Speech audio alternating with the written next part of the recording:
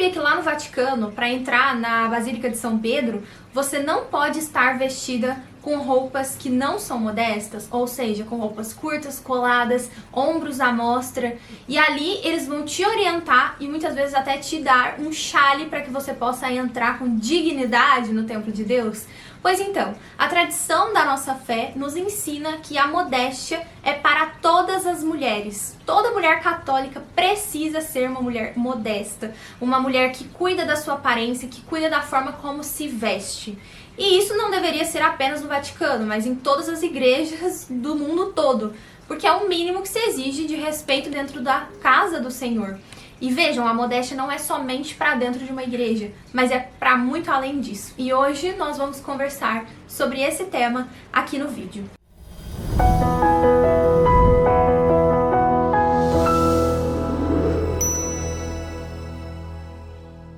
O que é a modéstia católica? Antes de entrar no tema, eu quero te convidar a curtir esse vídeo. Já se inscreve aqui no canal também para receber vídeos sobre catolicismo, feminilidade, tudo que gira em torno desse universo. Também me segue lá no Instagram, lá eu falo sobre catolicismo também, eu sou catequista virtual, tenho o curso Sabedoria Católica e o Clube Privilégio, que inclusive está com as inscrições abertas e eu falo mais sobre ele no final desse vídeo. E também te convido a deixar o comentário aqui embaixo o que você espera do canal, quais tipos de vídeo você quer receber e que tipo de conteúdo que você quer assistir aqui no meu canal, ok? Então vamos lá agora para começar esse vídeo. De acordo com o Catecismo da Igreja Católica, modéstia é pudor. E eu vou ler para vocês o parágrafo 2522 do nosso Catecismo, tão conhecido como amarelão. Eu falo amarelão porque muitos gostam de falar amarelinho, mas o meu catecismo é grande, então eu falo amarelão. Aqui. Nossa, é tão pesado que, meu Deus do céu, isso aqui é para estudo, gente. Não compensa ter pra praticidade, não. É melhor ter amarelinho mesmo. Mas enfim, nesse número do catecismo, no número 2522 do nosso Catecismo da Igreja Católica, ele vai explicar exatamente o que é o pudor. O pudor protege o mistério da pessoa e do seu amor, convida a paciência e a moderação na relação amorosa e exige que se cumpram as condições do dom e do compromisso definitivo do homem e da mulher entre si. O pudor é modéstia. Inspira a escolha do vestuário, mantém o silêncio ou o recato onde se adivinha o perigo de uma curiosidade malsã. O pudor é discrição. Bem, então o catecismo explica aqui pra gente de uma forma bem rápida o que é o pudor. E agora eu quero desenrolar um pouquinho com vocês, primeiramente o que é o pudor, para depois a gente falar o que é a modéstia. Porque embora o catecismo diga que pudor é modéstia, existe uma pequena diferença, ainda que ambos tenham o mesmo objetivo, que é nos levar à vivência da pureza. Bem, o que é o pudor? O pudor é uma virtude cristã, que nos leva a esconder a nossa intimidade, aquilo que deve ser preservado, que deve ficar escondido, seja do nosso corpo e também da nossa alma. Isso porque antes do pecado original, o homem e a mulher, eles viviam plenos ali no Jardim do Éden. Então, os dois andavam nus e eles não olhavam para o corpo do outro como um objeto de prazer, apenas para se satisfazer. O corpo do outro, antes do pecado original, conduzia a pessoa que estava observando aquele corpo à alma dessa pessoa. E a alma, por sua vez, conduz a Deus. Então o corpo resplandecia a divindade, resplandecia Deus antes do pecado original. Não tinha nenhum olhar de malícia, nenhum olhar de pecado, nenhum olhar que não fosse um olhar amoroso. No entanto, vocês sabem, o homem e a mulher caíram no pecado, tentados pela serpente. E o que acontece? Uma das primeiras coisas, quando Deus vai conversar com Adão e Eva, eles se escondem. E Deus pergunta para eles por que eles estão se escondendo. E aí a Bíblia explica que é porque eles estavam nus, porque agora estavam nus. Mas espera aí, eles já não estavam nus antes? Por que agora eles se deram conta? Porque agora a nudez era um convite, não mais a um corpo que resplandece a divindade, mas um convite a deter-se no corpo, Agora Adão, quando contemplava o corpo de Eva, ele só pensava na malícia, como um objeto de prazer. Ele não enxergava através do corpo dela, mas as qualidades, a alma dela e, por último, a própria divindade. Não, agora no corpo ele conseguia se deter apenas no corpo. E dali brotava uns desejos desordenados, não mais de amar essa mulher, mas de utilizar o corpo dela. E da mesma forma, a Eva também para com Adão. Ela não conseguia mais vê-lo apenas nu, né? Apenas como um homem o qual ela devia amar, respeitar, um homem digno, que possui uma alma, que resplandece a Deus. Não! Agora ela olha para o corpo do homem, se detém no corpo e dali não passa. E fica um desejo desordenado. E por isso eles sentiram vergonha. E aí eles passaram a se esconder. Então essa é a realidade que o pecado original trouxe para o corpo nu. Então agora os dois não conseguiriam mais ter um olhar puro um para o outro, um diante do outro. Mas passaram a se olhar com um olhar de desejo desordenado. Deteram-se apenas no corpo um do outro. Existe uma exceção. Duas pessoas, homem e mulher, que, vivendo a castidade, desejando conhecer a alma um do outro, se entregam um ao outro após o casamento, que é o lugar onde há a promessa de amar, de respeitar, dignificar, de ser fiel até que a morte separe.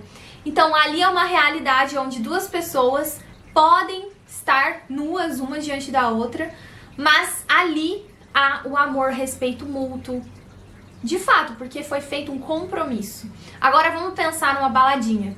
Vamos pensar numa baladinha que a jovem vai mostrando o corpo, todo o seu corpo, indo com a intenção de ficar com os caras. Beleza, chega lá. Quando esse cara vai ficar com essa moça numa balada, vocês acham que ele conhece a alma dela, os anseios dela? Você acha que ele tem compromisso de zelar por ela se um dia ela ficar doente, se um dia ela precisar dele? Nunca! Ali ele quer meramente aproveitar o corpo dela para satisfazer um prazer. Então, assim que as coisas passaram a acontecer depois do pecado original. Essa pureza foi sendo perdida e hoje é preciso ser resgatada cada vez mais. A gente precisa de virtudes para resgatar essa pureza, para vivenciar essa pureza e para ter a relação íntima somente após o casamento, onde duas pessoas se amam e são compromissadas. Ali há o compromisso, há o respeito, há o amor. De resto, é tudo objeto ou de prazer. O homem que aproveita de qualquer mulher, que fica com qualquer mulher, está olhando para ela como objeto de prazer. A mulher que também fica com vários caras, que realmente só quer aproveitar, ele para ela é objeto de prazer. Então o corpo passou a ter essa visibilidade como um objeto de prazer e é por isso que agora a gente precisa preservar as nossas intimidades, porque a gente sabe dessa realidade e a gente não quer que as pessoas nos olhem com desejos desordenados. E da mesma forma que a gente também não quer olhar outras pessoas com desejos desordenados. Que não quer se deter no corpo da pessoa, a gente quer amar as pessoas como elas merecem. E o pudor, gente, ele ainda é um pouco mais amplo. Além dessa parte, né, da vestimenta, além dessa parte de esconder aquilo que não deve ser mostrado, que são as nossas intimidades, ele também diz respeito ao esconder aquilo que da nossa alma deve ser preservado. Então, os nossos anseios, os nossos sonhos, a gente não deve sair falando para qualquer pessoa aquilo que a gente almeja, os nossos sonhos, aquilo que tem de mais íntimo de nós. A gente também tem que ter um pudor nas palavras, um pudor na forma de comunicar aquilo que nós temos em nossa alma.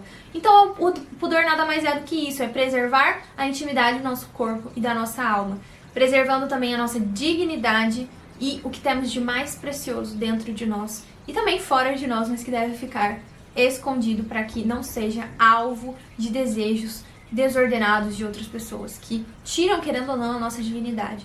Devemos deixar com que as pessoas amem aquilo que nós somos inferiormente. Bem, se o catecismo diz que modéstia é pudor, como eu disse, será que tem algo que diferencie modéstia e pudor? Agora que vocês já entenderam que o pudor é esconder a nossa intimidade, a gente vai entender o que é a modéstia, que é uma irmã muito próxima do pudor, mas que tem uma diferença.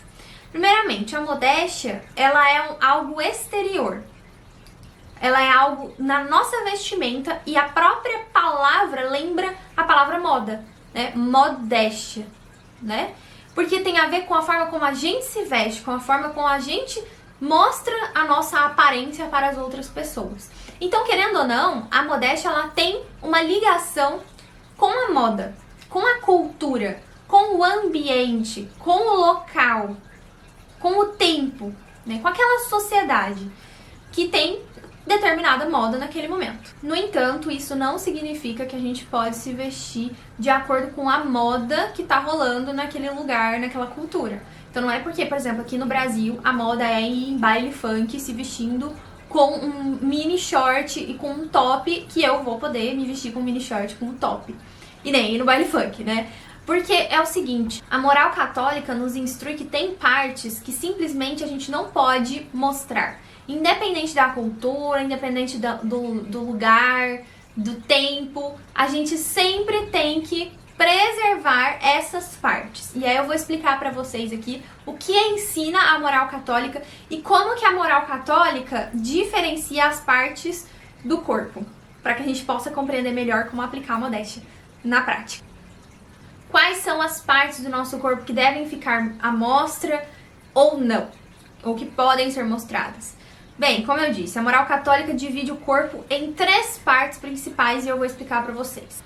A primeira parte do corpo que a moral católica ensina são as partes desonestas. Por que tem essa nomenclatura esquisita? Parece então que o nosso corpo é desonesto. Não, é o que leva a produzir nas pessoas reações desonestas. Acho que ficou um pouco melhor para vocês entenderem. Então, a primeira parte, a primeira classificação são as partes desonestas. E quais são as partes desonestas? São as nossas próprias intimidades, né, os nossos órgãos genitais e também as partes próximas a esses órgãos, próximas à intimidade, que deixam ali um convite a ver mais. Que nada mais seria do que, por exemplo, para as mulheres, a parte de cima dos seios, que ainda que não esteja mostrando tudo, mostre um pouco, ou os shorts muito curtos que deixam à mostra o comecinho da coxa. Essas partes, elas não devem ser mostradas porque elas são partes desonestas, assim como a própria intimidade. Hoje em dia, as pessoas quase que mostram a intimidade, mas a maioria dos casos são partes que estão próximas da intimidade, bem próximas. Então essas partes, tanto a intimidade quanto a parte próxima, as partes vizinhas, são chamadas de partes desonestas, porque provocam reações desonestas. As pessoas ficam... ao olharem essas partes nossas, elas vão ter desejos desordenados e vão conseguir se deter apenas nessas partes nossas, não vão conseguir olhar para a nossa alma, olhar para o nosso coração. Depois nós temos as partes honestas. As partes honestas são as mãos, os pés e o rosto, que não levam a ter nenhum tipo de reação, a não ser que a pessoa seja completamente louca na cabeça, né? Que ela seja, tenha algum distúrbio. E depois nós temos as partes semi-honestas, que não dependem, podem ser honestas, podem não ser, dependendo da cultura, do local, do que as pessoas daquele ambiente estão acostumadas. E essas partes podem ser, por exemplo, as pernas, os braços, os ombros. Essas partes, elas são semi-honestas, depende da cultura. Por exemplo, tinha uma época em que as mulheres, lá na antiguidade, não poderiam mostrar, por exemplo, a batata da perna, porque isso era visto como algo totalmente modesto. Os homens ficavam, né, achavam diferente porque não era costume, não era comum. Mas hoje toda mulher, né, mesmo as mulheres que vivem a modéstia mostram aqui a sua batata da perna normalmente. Isso é totalmente comum, ninguém sente nada em relação a isso.